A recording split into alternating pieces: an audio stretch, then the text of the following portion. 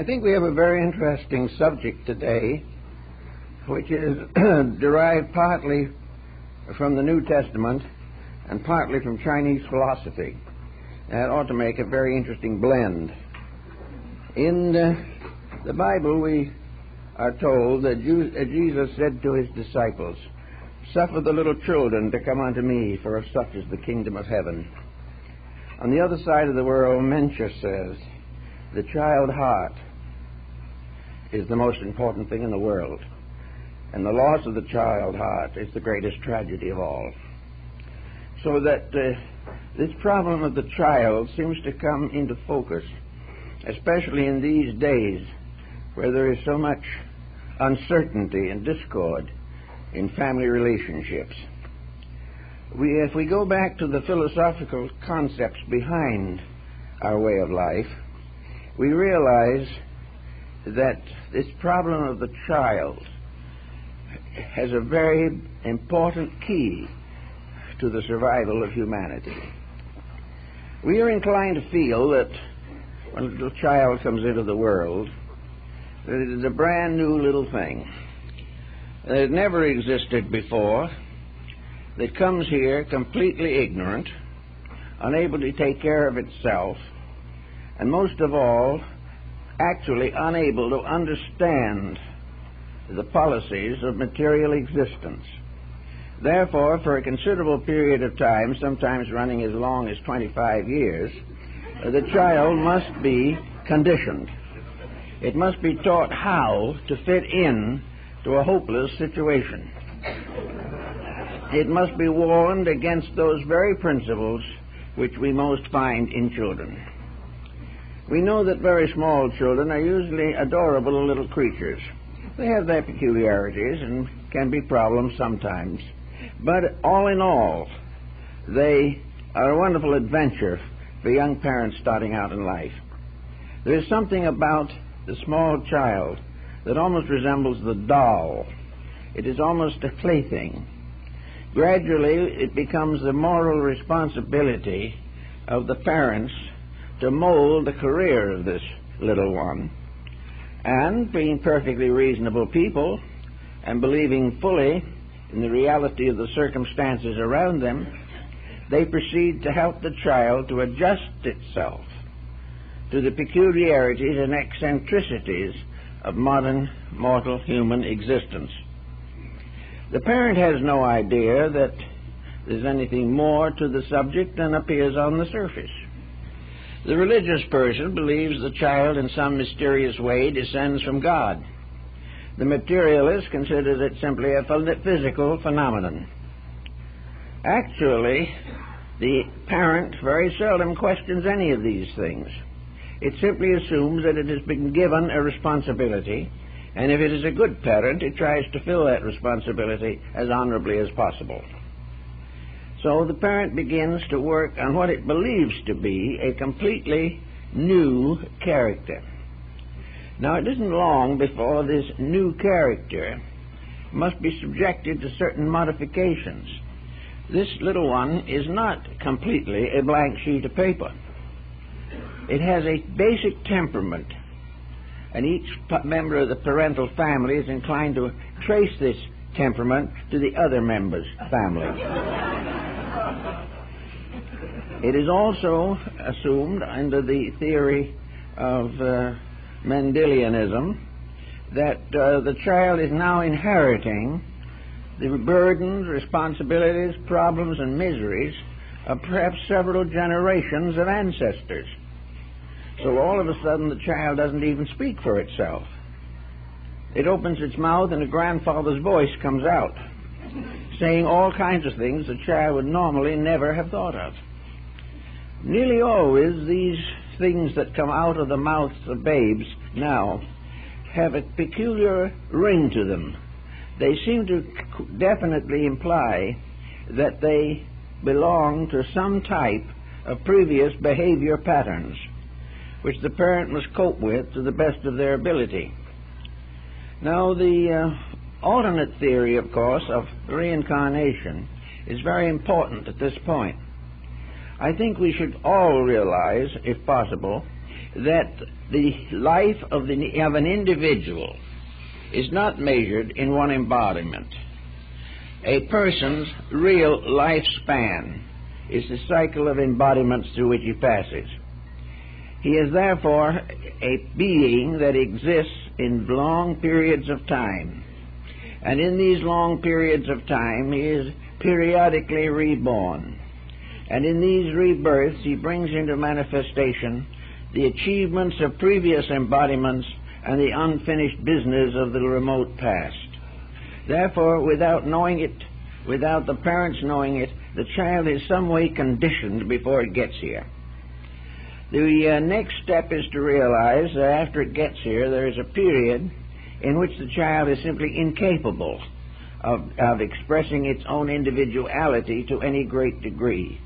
In early infancy, the child is completely dependent, therefore depends upon the parents for survival, for nutrition, and to a measure for environment. This environment, however, is new even if the child believes in rebirth or is taught rebirth. It's new because a previous embodiment some time back, it was an entirely different social problem. The individual simply could not move from the 14th to the 20th century and simply live out one pattern of circumstances. The 14th century is gone, yet the unfinished business lingers on. The environment of the 14th century no longer prevails, and the entire adjustment of the child to a physical environment must be contemporary. Therefore, out of an eternity and out of a past and out of a conditioning that is extended for ages, the child is dumped into our modern environment, into a world which has never, to our knowledge, existed before, a world in which values and circumstances are hopelessly confused. Therefore, the parent, or at least the educational system, or something or someone involved in protecting the integrities of children, such a person or condition has to take into account the need to protect and preserve the child from artificial involvements in irrational or inconceivable circumstances. For instance, the child coming in now, it becomes the duty of the parent to introduce him to a political structure that is in tragic difficulties, an economic system that has never actually worked, into a political and industrial system which really didn't exist much more than 100 or 200 years ago. He also has to face a religious problem which he may know something about in his subconscious. Therefore, some children seem to be born with a natural tendency to religion and others are not. But all of these problems come to the parent when the little one arrives, and it must be made to fit into the circumstances that it is going to face. By doing this consistently and relentlessly, the parent, trying to help the child to be happy, comfortable, and successful, binds it to a pattern which is entirely materialistic and physical in its emphasis. The child is taught how to live in a world where it is only going to remain for 70, 80, or 90 years, and then will return to an eternity to which it has belonged forever and will forever belong. The importance of this embodiment, therefore, while it is real, while it is significant, while it is a measure of testing and learning, is not the tremendous reason for embodiment. The individual does not come in this world primarily to add to the labor force. It is not here to determine that it can earn a living, that it may be one of a few who accumulate fortunes, it may have a professional standing, it may be famous or distinguished in life. But in the course of time, it simply disappears again into the invisible realms from which it came. Now, in our materialistic civilization, this little span of 70 or 80 years is all important. Nothing else really counts. Even our religion now is largely focused upon the effort to help us to be morally comfortable in an immoral atmosphere. It also tries to give us hope and aspirations, but builds us very little substance upon which to build or base such hope. So we are left now as a being in eternity, an everlasting creature, caught within the pattern of a physical embodiment and largely over-influenced and over-conditioned as to the significance of this physical existence. Now, the mystics of all time have pointed out that someone, some way, must lay a foundation to help children and young people, and for that matter, so many of the older people, into a relationship with life that is significant, that has meaning, that does not allow us to be born, grow up, pass through a series of economic upheavals, retire on a pension, and die. This does not seem to justify any significant social or universal pattern. There's something wrong with the concept. And because of this wrong concept, we've had 50,000 years of history and prehistory that has been nothing but a vast cycle of dolefulness, of regrets, of sorrows, of violence, of constant unrest, and the individual forever sacrificed to the prevailing policy of his contemporary culture. This does not seem to work any significant good. It does not accomplish anything to justify the labor and problem of coming into this world, growing up, passing through all the phases of life, and then having nothing to look forward to at the end, but a quiet passing to where? No one seems to even be quite sure the answer to that question. So children coming into this world come into a situation that is very frustrating from the beginning. They come into families where the parents are as unhappy as they are going to be. They come into an environment in which very little is secure. They are sent to school to learn how to make a living or a profession, but they can graduate cum laude and at the same time make a bad marriage 6 weeks later. There doesn't seem to be any sense in it all. And the child gradually loses its most valuable value and part, and that is its childlikeness. Now, there are two different words we use in these terms. One is childishness, which is truly physical infancy or the senility of the aged. The other is childlikeness, and it is the childlikeness that greatly interested Mencius, the Chinese philosopher. In some mysterious way, from the cradle to the grave, we are and always will be children. The idea that we have grown up is not supported by actual evidence. The world in which we live cannot prove that even many of our most brilliant leaders are really mature. Maturity implies values. And no matter how successful the person is, if he is without values, he is not mature. So the average child growing up through the environment of his physical embodiment does not contribute much to his own maturity. He gradually loses track of himself. He forgets himself. And I becomes simply a first personal pronoun by which he intends to identify himself. He says, I want, but in substance he doesn't know what he wants. He says, I believe, but that belief is not strong enough to do him much practical good.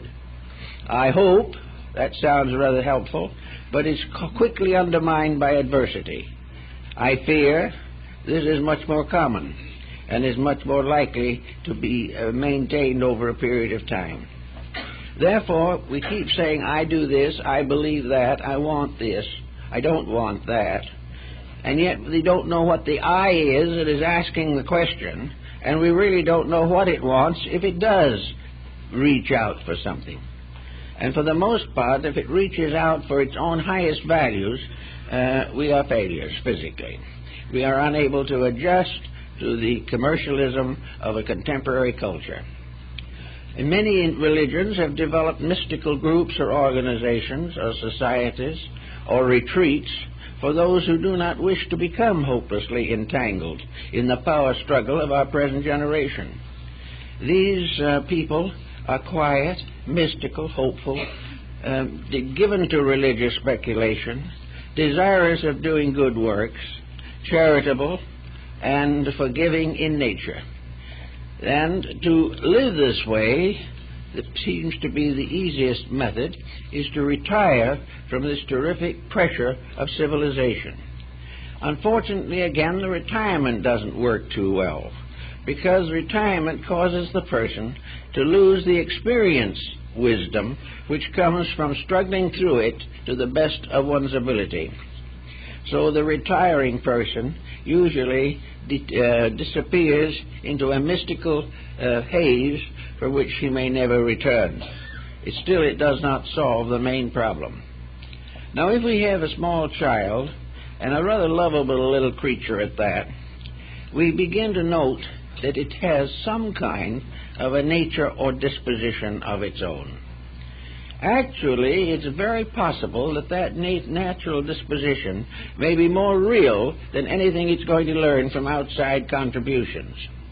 The little child generally is strong in faith, has great affections for those that care for it, tries to be attractive in temperament, and gradually evolves into a more or less delightful member of the household. All this up to about the period of 3 years. After this, complications begin. Why? Because this little child is brought under the very strong pressure of family tradition. It is expected to follow the religion of its parents. And if its parents are orthodox, it is indoctrinated by the time it is 4 or 5 years old. It is supposed to like what the parents like, dislike what the parents dislike, and to always follow the wisdom of the parental guidance. And this parental guidance may be rather deficient in wisdom, and is in most cases. So the child gradually takes on conditions, as they used to say back in the 1920s, when popular psychology followed the take-on-condition school, which was quite popular. Actually, the child finds gradually that the only way it can really get along nicely, as nicely as possible, is to do what other people want it to do, and to conform with whatever policy dominates the family into which it is born. This conditioning goes on, and as Comenius pointed out, the father of the modern public school system, we have now lost track of the fact that education usually begins when the child is born, and by the child goes to school the first time, the education is complete. In other words, it is educated before it ever goes to school.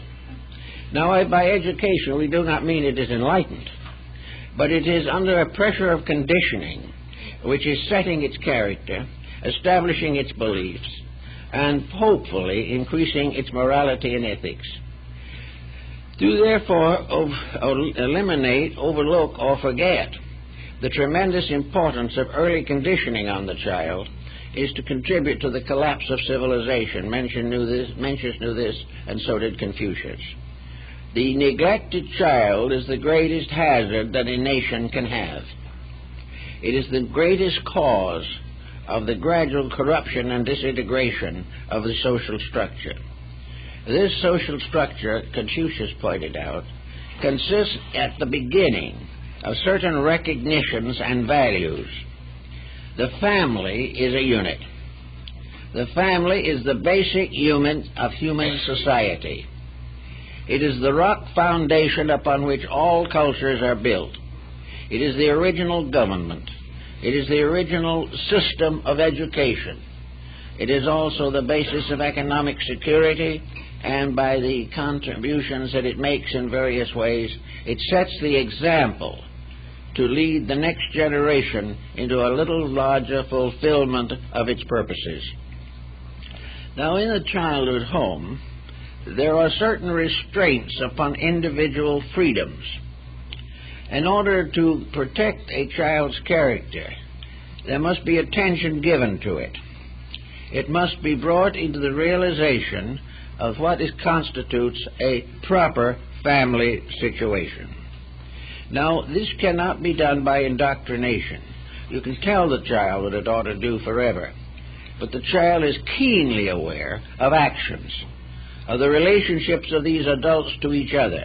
Nothing that they can say, to kind of paraphrase Emerson, talks as loud as what they see their families do. So the child begins at an early age to require conditioning. The Chinese said, for example, that in the family there must be a kind of regimentation. There must be an order of procedure. There must be things that must always occur.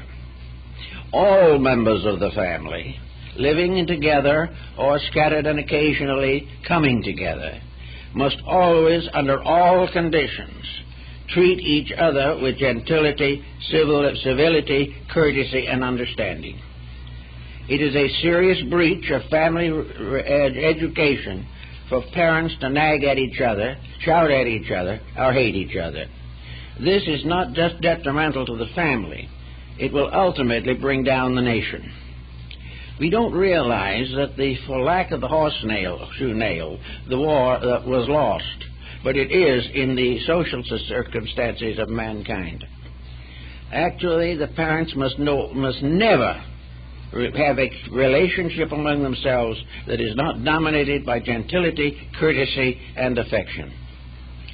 Otherwise, this is going to be passed on to the child, and the child is going to begin to recognize that it should or could gain certain advantages by being unpleasant.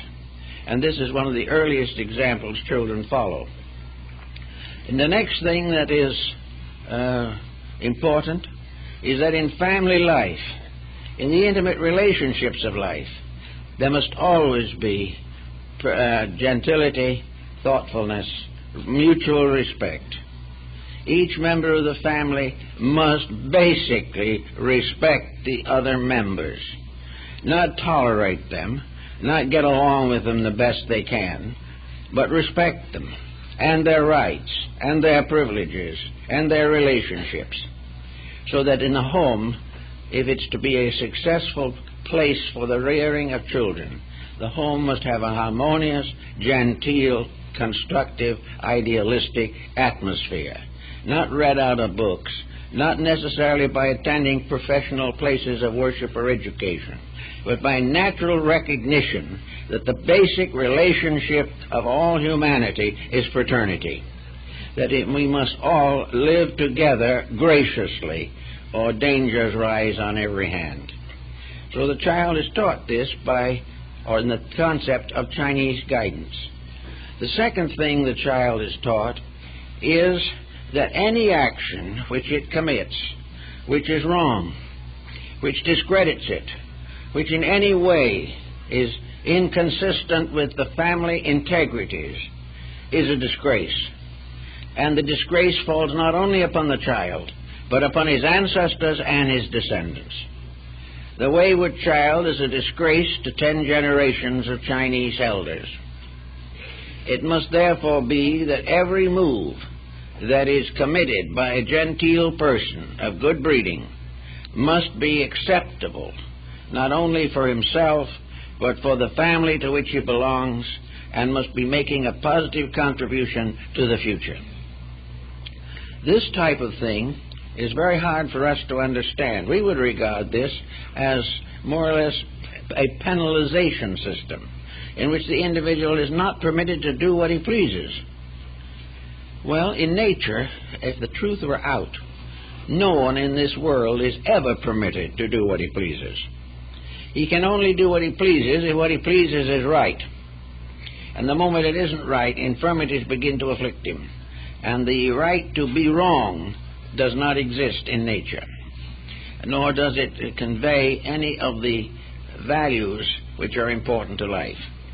So we have to figure that the child must learn always to speak respectfully to its elders, respectfully to its fellow children, brothers and sisters, respectful to the stranger who comes, to the friend who visits, and must bow with all the rest of the family before the ancestral tablets in the family shrine. These things are security. They are security when this child goes out in life, because it will be strengthened against corruption, against danger of wrong association, dissipation, extravagance, and all these things. This all belongs to an education that precedes schooling. And this is where, to a large degree, the world has drifted into trouble. The mature elders, the parental generation, is becoming ever more concerned with its own rights, with its own privileges, with its own willingness to do the things that are most pleasing to itself. The individual, the adult, now feels, very largely, that he has the right to live as he pleases, that he is entitled to all the liberties that he can possibly hold on to, that he is entitled to the highest standard of living to which he can attain. And if this results in an economic situation in which he must shortchange his own family, must fail to do those things which bring proper maturity to his children, then he is sacrificing the future for his own pleasure. This is the problem that Confucius faced when he went to the Duke of Lu and tried to influence the Duke to make him a prime minister of this province of China. The Duke more or less explained to him the facts of life, namely that he, as the Duke, was going to do exactly as he pleased, that he was going to favor those who favored him, advance those who advanced him, and give greatest attention to those who brought the largest revenues. This was such that Confucius then retired from public life and into his little school, where he continued to teach until the time of his death. Plato had the same experience. He had intended to run for Archon of Athens, one of the senators of the city. But after serving a very short time in Athenian politics, he retired permanently and also went into his little academy to create a private universe nearer to the will of God. So these things happen. And we begin to study the problem. Now the child's getting along. By this time it has a number of bad habits. Habits which really didn't belong with itself. He didn't bring them with him when he came here. He got them when he was too young to resist them. He nags, he howls, he screams. If he doesn't get what he wants, he puts on a temper fit. And an harassed and embarrassed family will do almost anything he wants them to. The child's well-being is secondary to the comfort of the family that doesn't wish to be faced with problems. All this goes along, and finally the child reaches school age. By this time, the child's understanding of the world into which he has recently been introduced is apt to be rather faulty.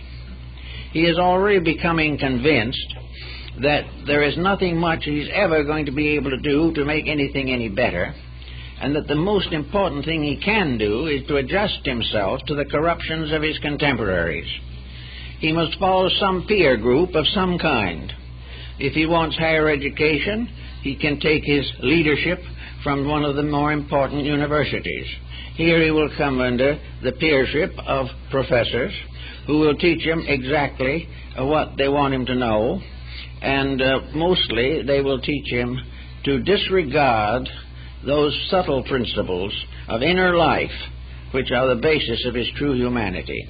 It is very difficult outside of a theological seminary to find a university that really fundamentally emphasizes the importance of soul power over mind or body force.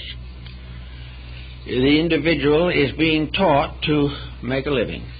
In the process of making a living, he may be on the football team, he may become a basketball player, he may break a few ribs or something of that kind in the cause of good, clean fun, and gradually he is reduced into a pawn in a great world of people.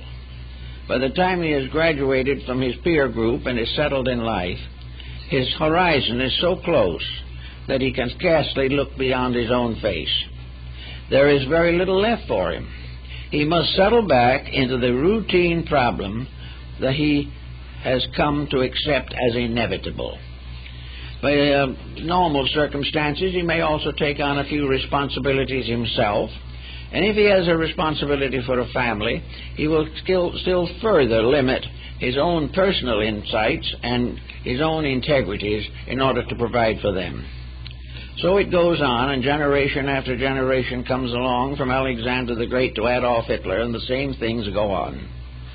War, crime, all these things, and they all begin, every generation, with a chubby little baby just coming into the world with a big grin, which gradually changes into a whale if it doesn't receive proper attention.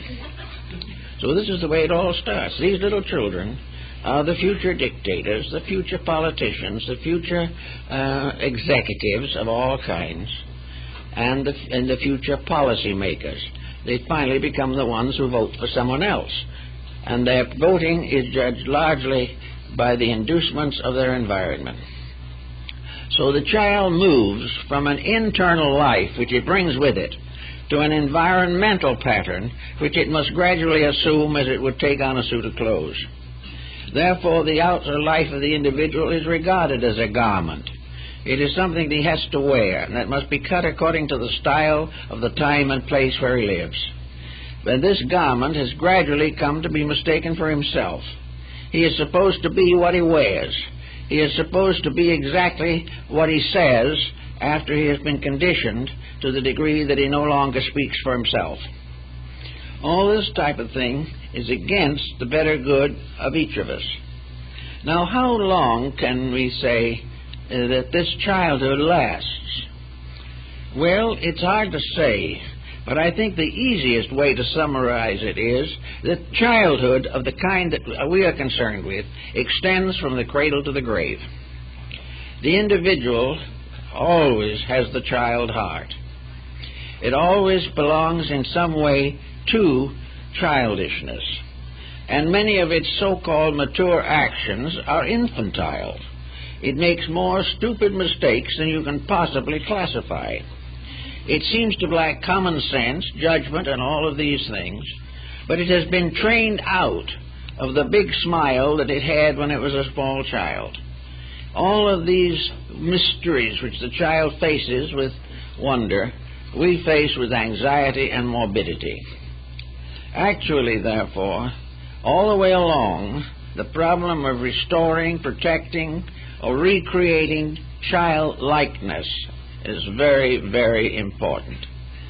And what is childlikeness? What are the virtues of a child which has been given some attention and is allowed to develop some of its natural functions? If it has not been hurt, damaged, or interfered with by circumstances of early life, the natural instinct of the child is to be lovable. Its natural instinct also is to realize that it is living in a very large world. From the time when the little tyke reaches up to try to get hold of the doorknob, it begins to know that it lives in a world of beings and creatures larger than itself, and in the midst of which he or it is a Lilliputian. It is a mere tininess, surrounded by things that are much bigger and stronger and more powerful. These things that are so big and powerful gradually come to play the part of God. They become the divine powers that are inevitable and infallible. And while this condition goes on, the child generally has some reasonable protection, unless the parents tear it down themselves. But as it goes further into life and begins to try to live out its destiny, there's something else comes in that usually has to mature a little bit before it has a chance to express itself, and that is experience. We gradually come to experience the fact that most of the things that we believe are doubtful, and some are complete falsehoods. We also learn to believe by gradual means that some way, somehow, there is something that is a better guide to life than we are accustomed to accept. We begin to realize that scholasticism has very serious limitations, and that nearly all great thinkers have themselves revolted against it. we also began to think of what we call common sense. Common sense is something that seems to be an inward rationalism. It is an inward honesty. If common sense can be particularly impressed as a term, it would be that it is honesty. It is the effort to achieve the reality of things. And if we turn common sense upon the world as we know it, we're going to get quite a shock. So the best thing that we can do for most people is not to permit that to occur. They are not going to allow truth, common judgment, reality, experience, and the ideals that have descended to us from the past to become too much involved in daily actions. If we do or they do, we're going to be hurt too badly. Common sense is one of the things the child brings with it. Why? Because it has already had long experience in it. The child that comes into the world is naturally burdened with unfinished business. It comes not as a brand new thing. It comes as a burdened creature. A creature burdened by its own unfinished and unregenerated past. A burden of things yet to be achieved and accomplishment. A debt to be paid. An opportunity to be created. A step forward in integrities and values. These things are part of the heritage that comes with the child into its own embodiment. As a result of that, the child gradually either releases something of itself in the form of its needs, or it is blocked in this procedure, and what it really needs is locked within itself, and it takes on the heavy burdens of worldliness as it is around us. The problem, therefore, of common sense is that somewhere lurking in the inner part of each one of us is a considerable honesty. There's a wonderful, strange value inside of us. Worldliness cannot kill it, but it can lock it, where it is no longer easily available. Each person has the possibility of being led by the soul power within itself. And that soul power is born of experience. It is born of having learned the very severe and real facts of life over a long period of time, over many embodiments, until certain values become increasingly clear. And when we leave any embodiment, we take this added clarification with us in the future. So the child does have these basic values, which we might generally call common sense. Some people might call them intuition. Others may consider them a mystical attribute. But in reality, they are simply the truth of existence, moving in gradually upon the life of the individual. We never will get it all at once. The truth of the existence of which we are a part is accumulated over hundreds of embodiments, but it grows a little each time, so that we come just a shade nearer the truth. And the truth that we have to learn are many different types and styles and kinds, but they all are important to the growth of the person. One of the first things that we have to learn is to recognize the importance of inner guidance. This guidance that we have brought with us into life and which we have blocked consistently for years. Now, if we continue to block this inner guidance indefinitely, we will bring into action a series of mistakes. If we don't listen to it, or if we resist it, or we are unable to recognize this integrity if someone else communicates it to us, when this goes on long enough, we are in trouble. We begin to have suffering. Misery closes in. Misery is caused primarily by departure from the plan to which we belong. Misery is the individual who is not doing it the way it should be done. Misery is therefore something that most people want to get over. But there's no pill to take that pain away. There is only change of character and integrities. Now, even the small child, or at least the growing child, in early friendships with teachers and playmates and all these local associations, does learn some little things. He begins to see what another child who is too selfish is doing, or some bully in the junior grade is not keeping the peace, keeping the integrities that are right. And each of us instinctively notices what is wrong, or thinks we can notice it. But when it happens, we just simply walk away from it because we don't know what to do with it or what is right instead. We just keep on struggling with it. So we have to begin to think in terms of unfolding the potential within our own nature in some basic way. Some children have brought with them a different karmic pattern from others. The karmic patterns are more difficult where the previous conduct of the individual himself has been difficult or unfruitful. Many persons have lived many lives very selfishly, self-centeredly, violently. They've had false values on all levels, so that when they are reborn, they are going to be inevitably associated in some way with conditions which in the past they have imposed upon others. The individual who has bullied others over a long period of time must finally be brought in line by being the victim of being bullied by someone else. It is only in this way, apparently, that many people are able over a long period of life to correct the evils that they have allowed to develop within themselves. So when we start out with the problems, we try to figure out how to straighten out the life we live. And I know some little children that worked out some pretty good ideas on this. I knew a little girl who came from a fairly comfortable family, and the family provided her with a sandbox. I suppose very few people now know what a sandbox is. A sandbox is a little box-like thing, maybe 4 or 5 feet long, and the same width, with about 6 inches of dry sand in it. Now, this is the basis of a whole world, because you can wet the sand down a little and begin to make it into all kinds of things. In a little time, you'll build a castle in the sandbox. And another day, you'll build a garden. You can build houses and towers and monuments, or you can build all kinds of interesting shapes just in the sand, like mountains and valleys and all this type of thing. So one day while I was watching this, I saw that the girl had made a very nice house with a little roof and chimney and everything, all of wet sand.